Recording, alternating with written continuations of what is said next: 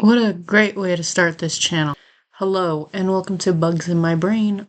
As you can probably tell, I love Tomura Shigaraki.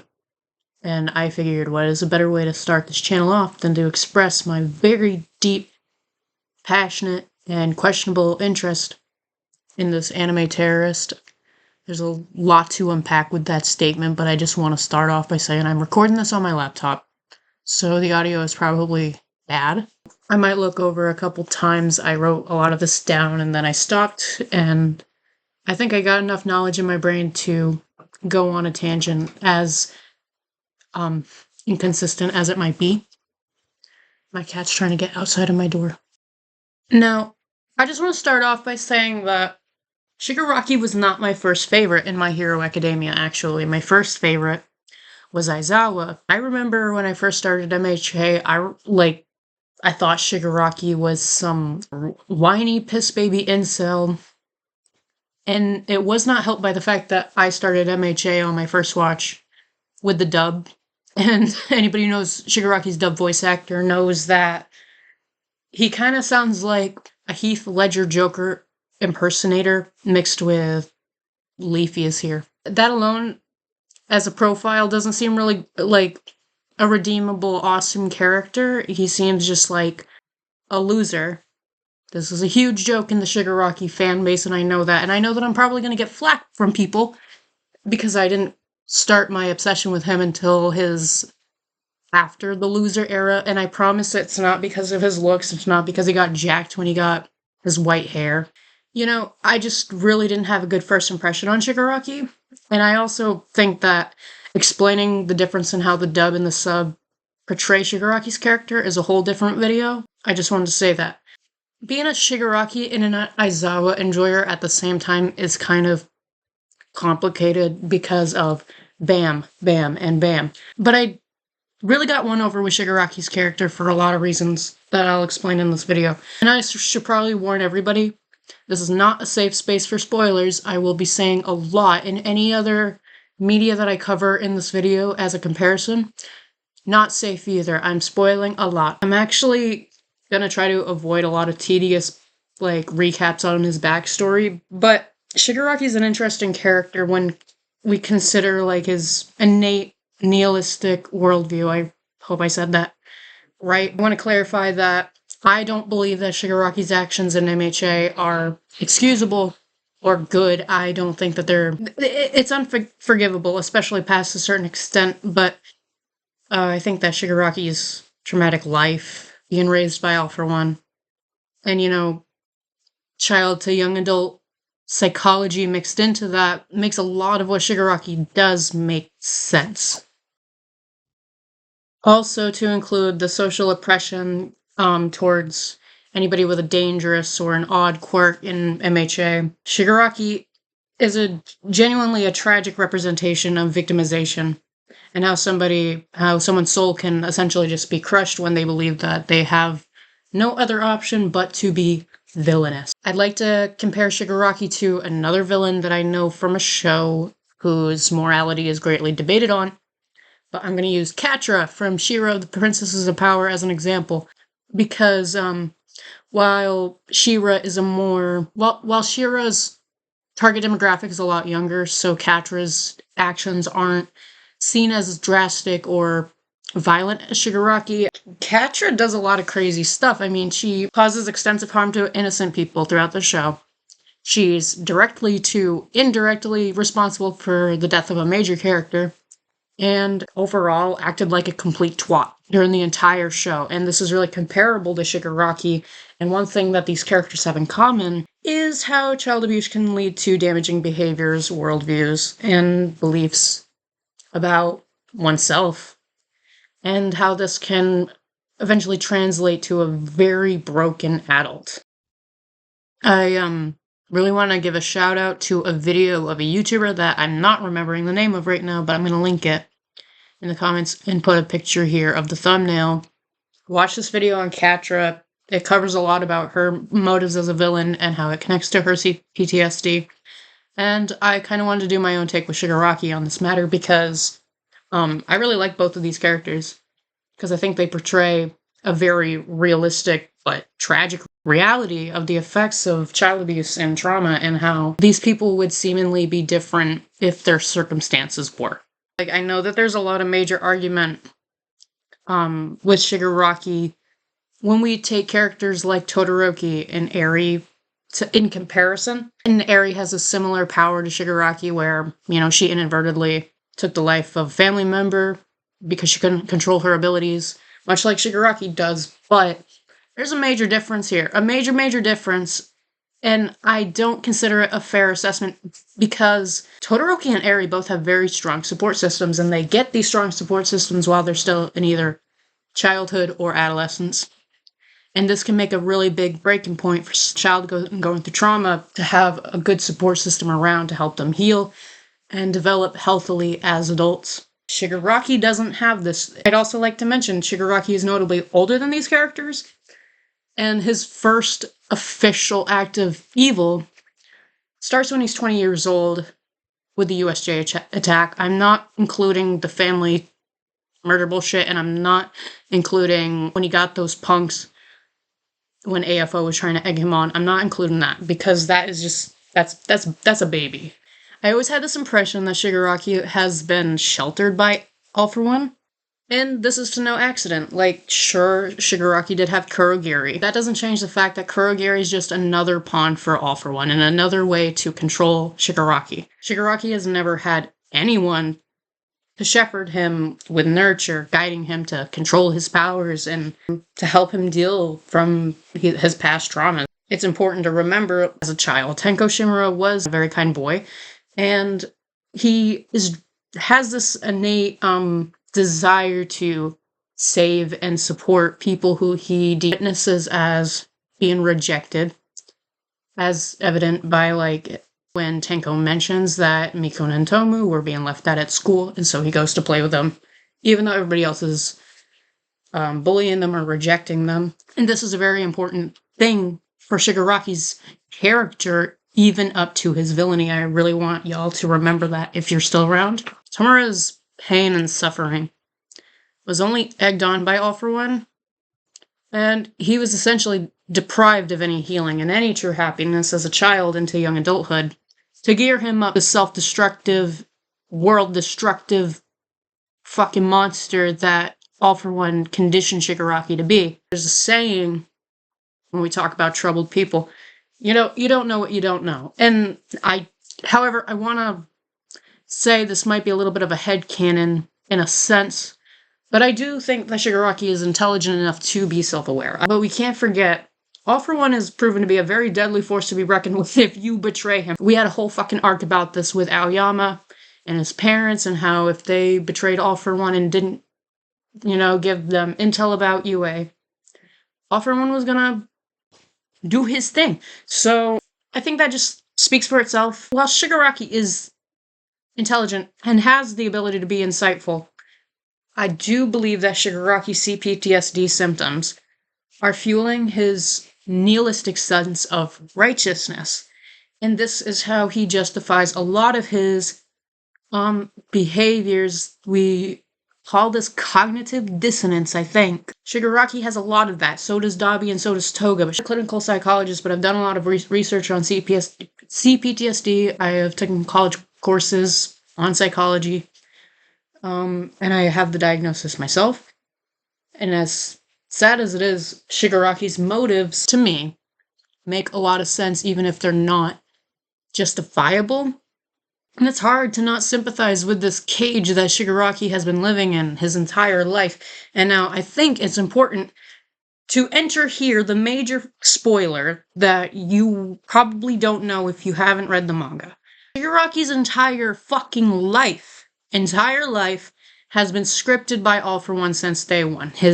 He had talked to his father and manipulated him into, making another child somehow. MHA writing is fucking weird. All For One is responsible for Shigaraki's existence, period. And so, when we take something like this into consideration, the fact that Shigaraki's life was constructed by All For One, his first 5 years of life were seemingly very abusive at the hands of his father, and a lot of neglect from the rest of his family, with the only supportive person in his family necessarily being his sister, who caved into her own, she lied about the picture and blamed it on Tenko. And so this is a good start, not a good one, but it's a good start for a bad mindset about oneself and their relationship with other people. Tenko has already been conditioned to know his dreams are going to be rejected, and those around him, while they might act nice, are not going to stand up for him. And essentially, Shigaraki's already entering the world knowing that he doesn't have a way out of his pain. Child psychology is different than adult psychology, and I really don't appreciate when people talk about Shigaraki's entire urges, like of murderous intent, as if they were always there. There's a saying, villains are not born, they're created, and I think Shigaraki's story was trying to tell us this very clear cut. Whether or not Shigaraki in the end of MHA deserved to be saved or not is really up to debate, and I'm not telling anybody to really believe any which way, because I know that he's a very bad guy in the end and in the beginning too, but becomes very unhinged. Shigaraki starts to become very dissociative and separating himself outside of humanity. He tells Deku while fighting him in the end of the manga that he doesn't view himself as human, and Deku being the only person who's ever really attempted to save Shigaraki. At this point, the story's trying to tell us Shigaraki's soul is too far gone to be saved. Sometimes you can't reach everyone, and I think that was more important for Deku than it was really for Shigaraki, because I got a lot of misleadings on Shigaraki's path in the story, because I got really confused after the Jaku arc, because there's this whole scene on, Deku noticing that Shigaraki wants to be saved, at least from All for One.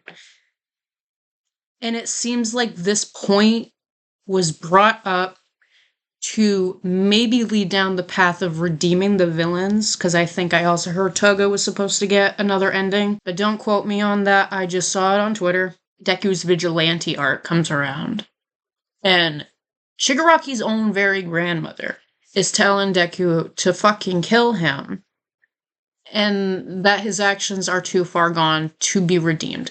I'm gonna get really biasy here, because as somebody who has CPSTD and has, gone through similar mindsets of rejection and nihilism, I feel that Shigaraki being put down in the end was dumb.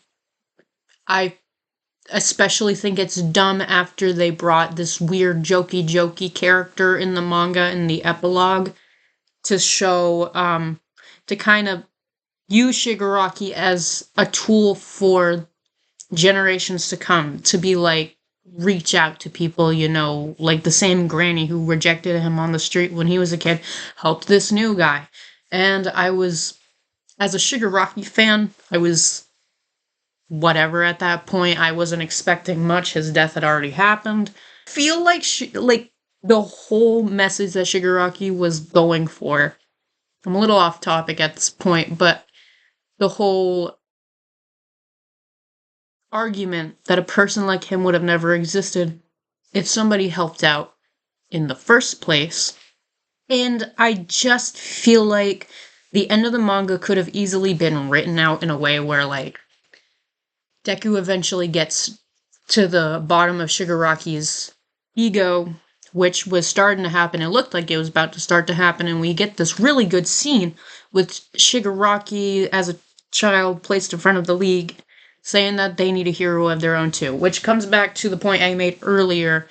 Shigaraki might be a villain. Shigaraki might have done Shigaraki might have done bad things, but Shigaraki ultimately is on his own path of what he believes to be reality.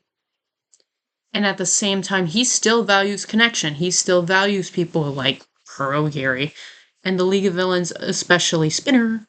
Shigaraki is a weird, warped version of a hero in his own right, where he just wants to be by the side of people who the world has given up on.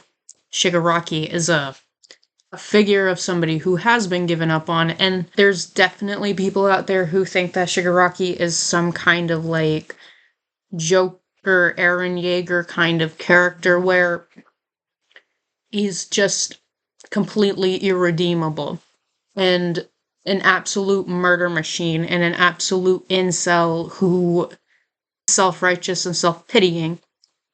And he is self-righteous and he is self-pitying, but Shigaraki has this really unique core part of his character that I really started appreciating once the My Villain Academia arc came around, which is that Shigaraki is for the homies. He really likes his friends and he really likes to game. He's just so consumed by this obsession in his head of destroying things from the way that AFO had brought him up, and also in conjunction with the traumas that he's faced from his life as Tenko and his life as Tomura. At this point in the story, when Deku and Shigaraki are fighting in the end, Shigaraki is not really acting on his villainous urges because of All for One anymore. But yes, because of All for One, he's acting with this inner turmoil that feeling betrayed, feeling controlled. And Shigaraki's whole issue is that he's never had the chance to do whatever he wants. Which is really weird, considering that Shigaraki mentions a lot that he feels through the encouragement from AFO, that if he acts in murderous ways, that is doing whatever he wants, but ultimately, he's been manipulated, he's been groomed, he has been forced to be someone as a war machine. He's been, at this point, I don't think Shigaraki knows who the fuck he is. This whole thing about Shigaraki when he's possessed by AFO, who the hell is he? Is he Tenko? Is he Tomura? Is he AFO? Is he this? Is he a new person? Like, Shigaraki's sense of self is so depleted at this point, but at the same time, Shigaraki is very resilient when it comes to his own sense of self-control, because he tries to gain back that control. And, at this point, him and Deku are still fighting. And I guess I should start to wrap up the video and get to my final conclusion or topic of a lot of debates among Shigaraki's character. Why didn't he want to be saved? He was given this opportunity from Deku, and he continued destroying. I just want to say that Shigaraki isn't the only character who continues this craziness even after, a chance at being understood. Because Spinner goes through a very similar thing with Shoji in like the riots and stuff, but Spinner says something in his head, or I can't remember if he says it out loud, but essentially it does not matter whether he turns good or not. He still committed all those crimes. He's still done a lot of bad things. So it really doesn't matter what they do up to that point. And Shigaraki has a lifelong tally of assumed off-screen deaths and chaos and villainy and being molded into this crazy, monstrous villain. Shigaraki doesn't believe he can be saved. The way that he is now is such a core part of Shigaraki's identity because of that low sense of, knowing oneself. The only version of Shigaraki that he himself knows and knows is consistent is this, social reject punk that he is. That he is not going to cave into the status quo. Which makes Shigaraki a really interesting character in the topics of sociology, but that's another video, I think. Shigaraki knows that he's too far gone. And it also doesn't help that past this point, there isn't even any room to save Shigaraki, because AFO fucking budges in, takes control again, and reveals to Shigaraki that his whole life was constructed, and Shigaraki thinks in this moment, his soul literally shatters, thinking of all the people that he has harmed with this quirk that he thought was his from the get-go. His quirk was actually a flying quirk, much like Nana Shimura. And this makes me crazy as a Shigaraki fan, because I'm just thinking of, like, Tenko figuring out that he has an air quirk and going like, in the air, and I think that that's awesome, but it never happened because of All for One. I want to bring it back that I don't believe that Shigaraki's character is comparable to someone like the Joker or Eren Yeager, because the show has very much put a lot of emphasis on Shigaraki's trauma and backstory and made that much more of a part of his character than the evilness inside of him, in comparison to someone like All for One, who is a very much just an evil tyrant with psychopathic tendencies and has no empathy or care for anybody and uses them as tools. Shigaraki's different. Shigaraki values his comrades. He doesn't see them as mere tools. Maybe in the beginning Shigaraki is a little, antisocial and doesn't believe that he needs the help of other people. However, Shigaraki eventually caves in to, his very human need of connection.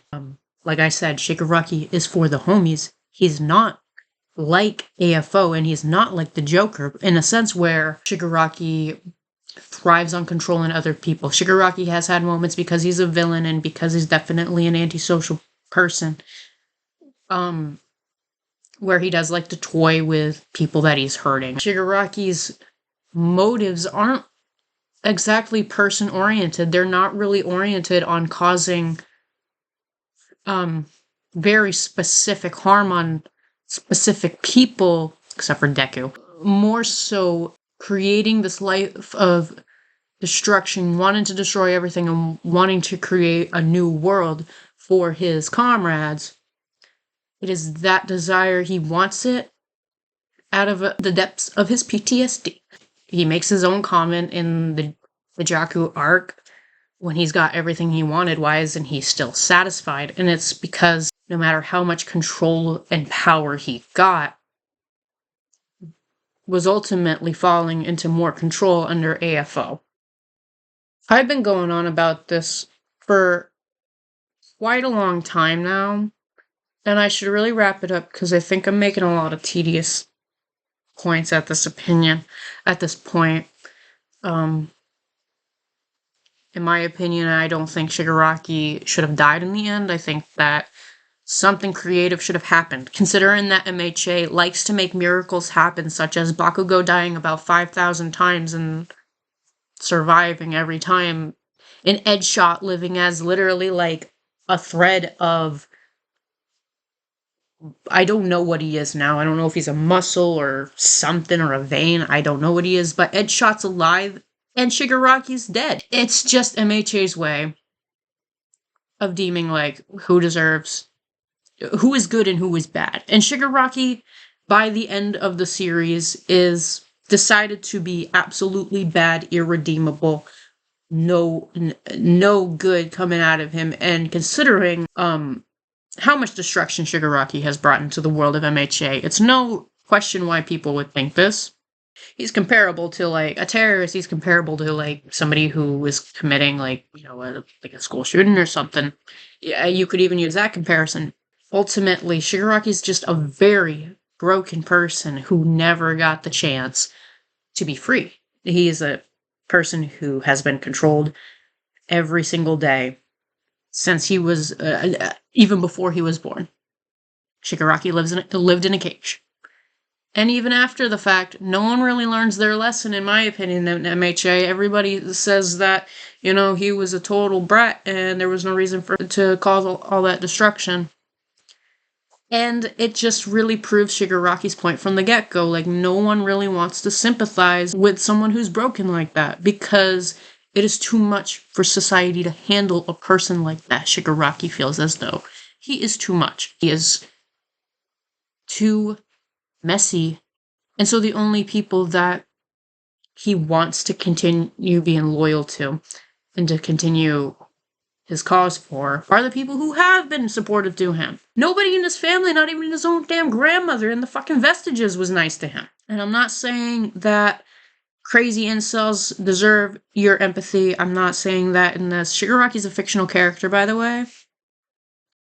I'm just saying that it makes a lot of sense why Shigaraki carried on the path that he did. And I think in his own way is admirable. I just think Shigaraki is probably the most intensive leftist punk rocker I have ever seen. He's destroying the system. That's what that's what he is out to do. And in my opinion, MHA has a lot of bootlicking undertones. I just hope that through all this nonsense that I said, if anybody could gather anything from that we understand that Shigaraki is a broken and irredeemable person, yet somebody whose circumstances were majorly fucked, and he really had no other option but to be bad. He was under a thumb, but he found a way to be a hero in his own right, even through all of that, which was to be loyal to his friends. And that, I say, is how we understand the psychology of Tomura Shigaraki. Maybe I'll make a more organized video at some point. I'm going to tackle a lot about Shigaraki. But thank you if you stayed around, and I really hope you enjoyed this. And if you want to see more content about Shigaraki or L, you notice him? I really like that guy too, and I have a lot to say about him too. I'm going to make an Understanding L Lowlight video. That is his last name. I'm going to talk about that in that video. But yeah, thank you, and goodbye.